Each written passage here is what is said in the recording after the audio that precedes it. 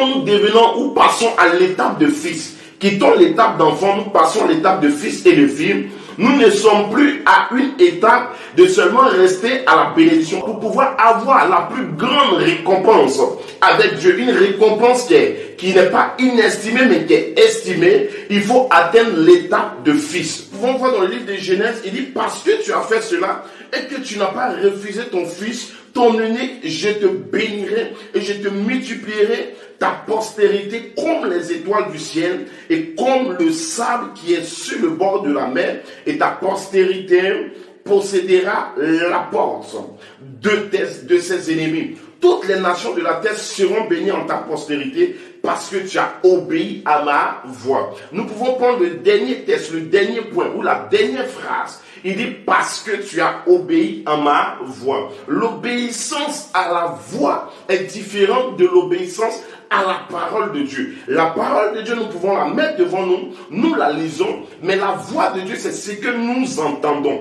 La voix de Dieu, c'est ce que nous entendons dans notre oreille, dans notre cœur, dans notre pensée, et nous le mettons en pratique.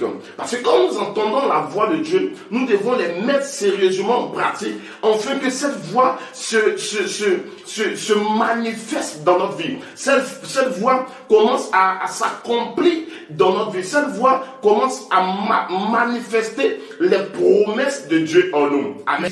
Il faut comprendre les voix aussi qui nous parlent. Il y a la voix de Satan qui peut te parler, parce que la Bible déclare que Satan s'est présenté à Jésus lorsqu'il était à Gethsémani dans la prière. Il était dans des moments de détresse. Satan s'est présenté et Satan lui a dit: prosterne-toi et adore-moi et je te donnerai toutes les richesses, toute la gloire de la terre. Et Jésus lui a répondu aussi par la parole et il s'est retiré de lui. Ce qui revient à dire que Satan peut te parler et Dieu aussi peut te parler. Il faut comprendre les voix qui te parlent afin de pouvoir marcher sur le chemin de Dieu. Il faut discerner les voix qui te parlent afin de pouvoir marcher sur le chemin de Dieu.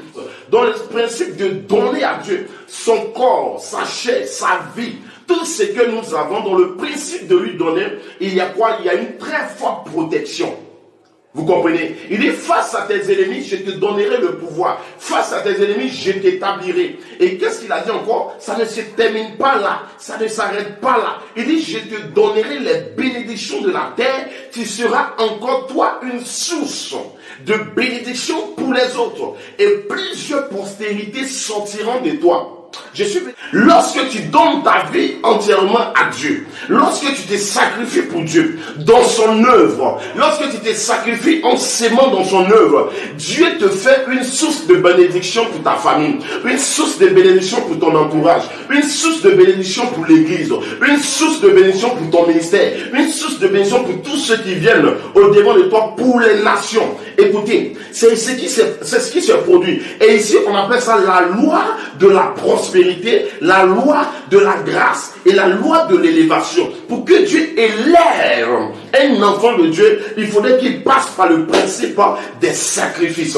Toute personne sur la terre qui n'est pas sacrifiée ne peut pas atteindre le niveau que Abraham a atteint. Or, Abraham était quoi? A été quoi? Une source de bénédiction. Pour être une source de bénédiction, il faut être un semeur fou. La semence d'abord dans l'âme, la semence d'abord dans la pensée, la semence d'abord dans la chair, la semence d'abord dans les finances, la semence d'abord dans le matériel. Tout ce que tu as aussi ne t'appartient plus, mais tout appartient à Dieu. C'est en cela qu'on appelle le sacrifice.